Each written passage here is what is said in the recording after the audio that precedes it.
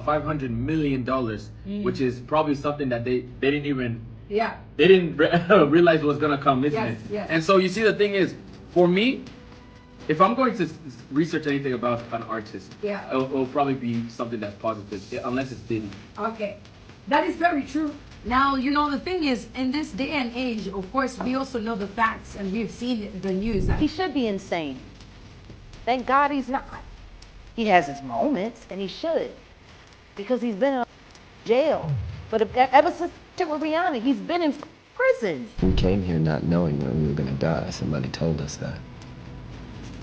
We never knew we were gonna die.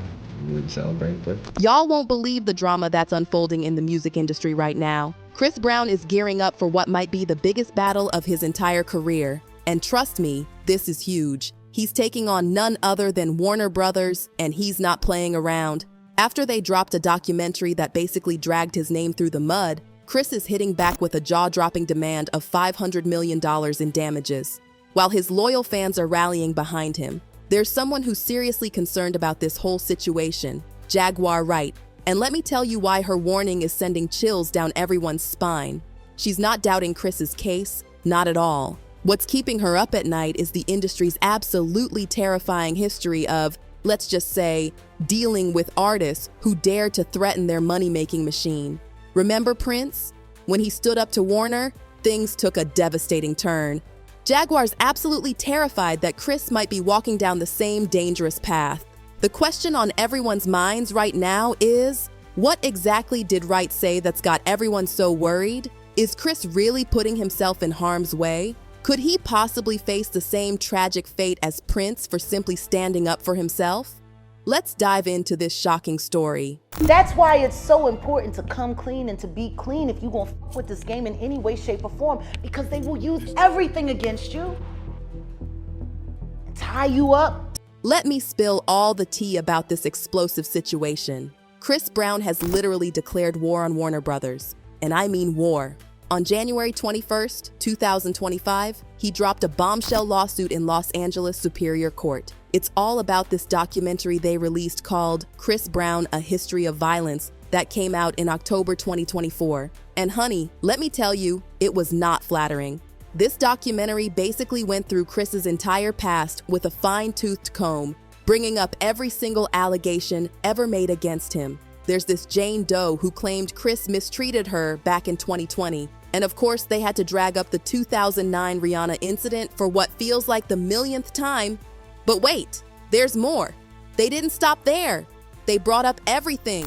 That wild moment when he smashed a window at Good Morning America in 2011, that shocking incident with his mother's windscreen in 2013, allegations about punching a female fan in 2016, and even drag Karawechi Tran into this mess. You know, $500 million, that number stands out a lot. What's your reaction to this Chris Brown lawsuit? Well, it's an interesting figure. So the first thing I thought of reading the lawsuit is exactly that, damages, because this is somebody who has been reported on for years and involved with lots of other litigation. And the public has a view and opinion about him, I think. So let's assume this was a false story. Let's assume his allegations are correct for a minute, that this was a false story, that the defendants didn't investigate it, that they put it on. Has it really injured him? Has it injured him $500 million? Is there $500 million he would have received but for this sole story, when in fact there have been incidents with other people that have already been reported on? I do note he says in this complaint that a portion of the $500 million he wants is going to be donated to charity, which is an interesting thing to say. He says, for total damages in the amount of $500 million, a portion of which will be donated to survivors of sexual abuse. Yeah, it's very interesting that that portion was added to the lawsuit, as well as the kind of the press release. What's your reaction to that? Him being, you know, forthcoming and wanting to, I guess, kind of clear his name in a way, but also kind of make this point out to the public that I do, you know, respect survivors of sexual abuse. Here's, you know, money if I do win this lawsuit. Right, so that statement in his complaint has no legal significance. They can't award him punitive damages for him to give away to even a most worthy cause. That's not the way the legal system works. Now, it's absolutely no surprise why Chris is fighting back with everything he's got. He's accusing these producers of defamation, emotional distress, and misrepresentation. And honestly, can you blame him? Here's the real kicker. According to the lawsuit, Jane's allegations were completely thrown out in 2022 because of credibility issues. So why on earth is Warner Brothers dredging up all these old skeletons? Chris's team isn't mincing words here. They're saying point blank, this case is about the media putting their own profits over the truth. And get this, they had proof that their information was false. The plot thickens because apparently, this Jane Doe wasn't just discredited multiple times, but was actually the aggressive one in the situation. Chris's legal team is absolutely fuming about how the filmmakers just threw journalistic ethics out the window. They had evidence that could have disputed these claims, but did they care? Apparently not. And here's something juicy. The court documents revealed Jane's own history with restraining orders, which totally backs up what Chris has been saying all along. Chris's lawyer, Levi Massine, really laid into Warner Brothers, saying their actions didn't just mess with Mr. Brown's decade-long efforts to rebuild his life, but also hurt the credibility of true survivors of violence. And then he dropped this bombshell. This case is about protecting the truth. Despite being provided with evidence disproving their claims, the producers of this documentary intentionally promoted false and defamatory information, knowingly disregarding their ethical obligations as journalists. If Chris pulls this off, he could be walking away with a mind-blowing $500 million. He should be insane. Thank God he's not. He has his moments, and he should, because he's been in jail ever since shit with Rihanna. He's been in prison, and they holding him. And guess what? There's stuff that people know about him that I'm sure he don't want nobody to know. You know, that's why it's so important to come clean and to be clean if you're gonna fuck with this game in any way, shape, or form, because they will use everything against you. Now here's something that'll warm your heart. Chris actually promised to donate part of those damages to survivors. But hold on to your seats, because Warner Brothers isn't backing down without a fight. Their spokesperson came out swinging, stating, "We stand behind the production and will vigorously defend ourselves against this lawsuit." The internet is absolutely exploding over this. Chris's supporters are going wild, with one fan saying, "Good! I hope he wins. It will set a good precedence for future false accusers." Another supporter made this brilliant point about how when you're an artist with a valuable catalog, you absolutely have to address anything that could hurt its value. It's just business, honey. But not everyone's cheering from the sidelines, and the most interesting voice in this whole drama is Jaguar Wright. You see, while the industry has been throwing shade at Chris forever, Jaguar's been one of the few people actually in his corner. She believes that what happened with Rihanna basically trapped Chris in this box that the industry's forced him to stay in all these years. He's fucking brilliant. Yeah. And he's the closest thing that I've seen. And unfortunately, you know, he handled up. Right. They got him, they got him. He can't move right or left too far. Haven't you noticed that? Yeah. His whole fucking career has been like whack-a-mole. Every time he starts creeping up, pop! For real. Something just gonna Am I wrong? put it right back. Every time he's building, pop! Get your head like a pop! Like, if he comes anything above, like right here, whack!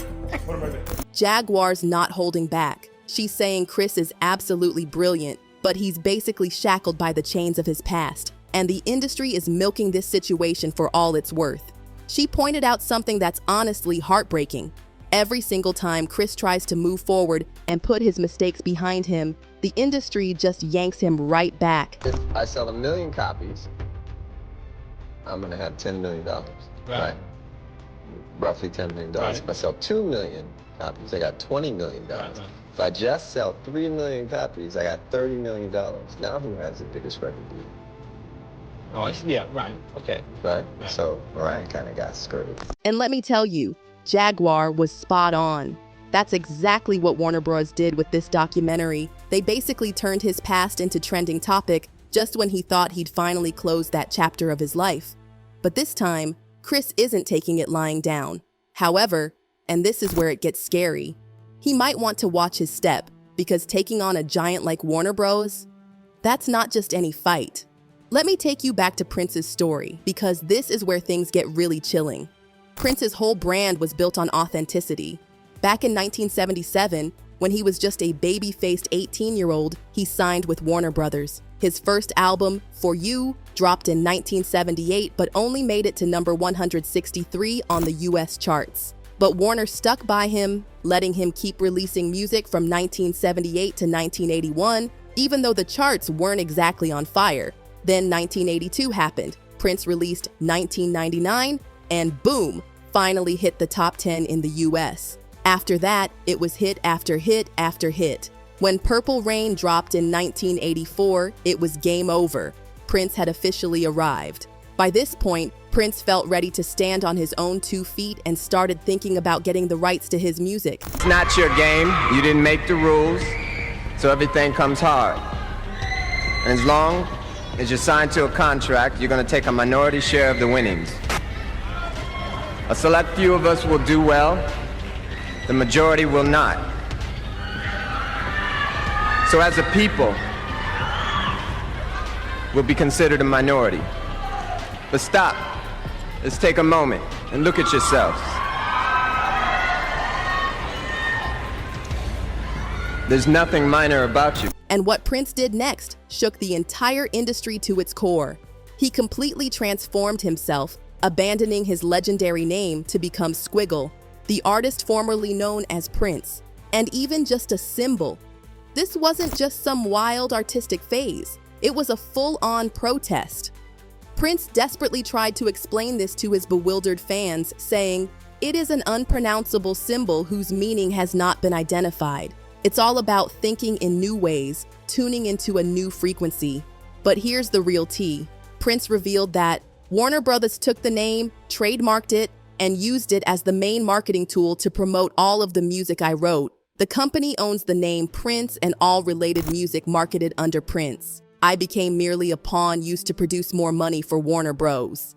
And the drama didn't stop there. While Prince was publicly dragging Warner, George Michael was in his own heated battle with Sony, calling the whole situation professional slavery. The record labels were literally being dragged through the mud by their biggest stars. Even though Prince couldn't get his precious masters back, he stayed with Warner Brothers, grinding out album after album just to fulfill his contract requirements. Finally, in 2000, those chains came off and Prince was free.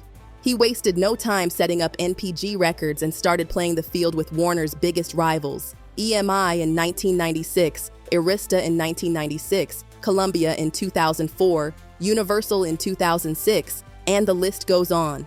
He even started encouraging other artists to break free and seek new business partnerships instead of being tied down to one label. The investigation has determined the following. On April 21, 2016, Prince died from an overdose of fentanyl. Fentanyl is a very powerful synthetic opioid that is 30 to 50 times more potent than heroin and 50 to 100 times more potent than morphine. The evidence demonstrates that Prince thought he was taking Vicodin and not fentanyl. Vicodin is an opioid painkiller containing hydrocodone and acetaminophen. Vicodin is used to manage severe pain. The evidence reveals that Prince had experienced significant pain for a number of years and had been taking pain medication for a number of years. The evidence taken from Paisley Park revealed a large number of pill bottles containing different medications and pills. A significant number of the pills found by law enforcement at Paisley Park were not in the original container provided by a pharmacy. For example, law enforcement located numerous white capsule pills with Watson 853 imprinted on the pills inside Paisley Park. Like Vicodin, Watson 853 is a legitimate preparation made by Watson Pharmaceuticals containing hydrocodone and acetaminophen. A number of different pharmaceutical companies make pills containing hydrocodone and acetaminophen. Many consumers refer generically to such pills as Vicodin. Notably, the evidence demonstrates that Prince had no known Vicodin or fentanyl prescription. 15 of the prescription pills that had the Watson 853 imprint on it were located in Prince's dressing room. Another 64.5 of these pills were located inside a Bayer bottle, and 20.5 pills were located inside a Leaf bottle on the nightstand next to Prince's bed. Another loose pill was located in Prince's bed. Prince did not die from a Vicodin or Percocet overdose. The toxicology report is clear that Prince died from an overdose of fentanyl. The evidence suggests that Prince took counterfeit Vicodin containing fentanyl on or about April 21, 2016. Unfortunately, the subject counterfeit Vicodin pills. Now, here's where the story takes a dark, mysterious turn that still sends chills down people's spines. In 2014, Prince finally won the battle of his life. He got his catalog back from Warner Brothers in a groundbreaking deal.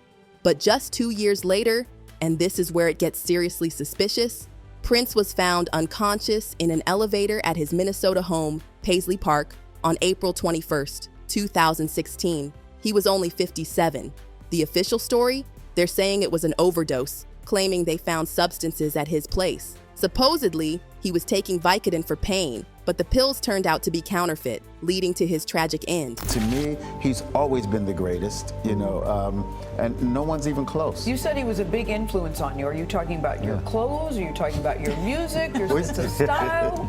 He's an influence on my clothes today because I'm wearing my purple shirt, which is a little unusual. Back in the day. But when we were kids, when we were kids and just learning to play, I shouldn't even say kids, I was probably 20, and I had a band, and we found our way because we became Prince fans.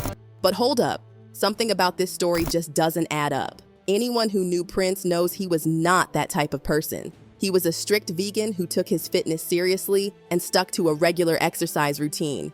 These counterfeit pills story, it's raising eyebrows everywhere. Even L.A. Reid, who was super close to Prince, couldn't make sense of it all. One thing that, you know, kind of spooked me about it all was he has a song called Let's Go Crazy. And it says, don't let the elevator bring us down. And he died. One time when I was with him privately, he said, you know what the elevator is, right? No. I said, no, what's the elevator? He said, well, the elevator is the devil, right? It scared me. I don't like to talk like that, but he said that. And so for me, it was like really haunting when I read that he was found in an elevator. And here's the detail that makes this whole thing even more spine-chilling. Prince had this intense, almost paralyzing fear of elevators. And where did they find him? In an elevator. Let that sink in. The symbolism is absolutely haunting. As one fan pointed out, Prince hated elevators. He avoided them his whole life. He never used the elevator in his house, he used the stairs. When I read that they found him in that elevator, I knew what it was. So who would want to silence Prince? Many believe it was the industry's ultimate revenge. Prince had given them years of headaches, and some think this was their way of sending a message to any other artists thinking about following in his footsteps, especially after his massive win with getting his catalog back. The conspiracy theories are running wild, with fans connecting some seriously disturbing dots. One person wrote, "They took him out because he knew too much, and I don't believe he ever used substances. He lived a substance-free, alcohol-free life. I know this personally." Another fan pointed out the chilling pattern. So Prince gets his entire catalog back from Warner Bros. And now he suddenly passes away?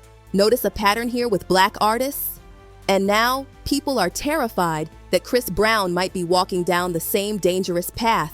He's taking on an industry giant, and fans are holding their breath, wondering if he'll make it through this battle. Word on the street is that Jaguar Wright is desperately trying to warn Chris about what could happen, but he's pressing forward anyway. Only time will tell how this explosive situation plays out. Will Chris Brown become another cautionary tale, or will he emerge victorious from this high-stakes battle? The entire industry is watching, and everyone's wondering, should we be worried about Chris? Is history about to repeat itself? What's your take on this shocking situation? Drop your thoughts in the comments, and don't forget to check out what's coming up next.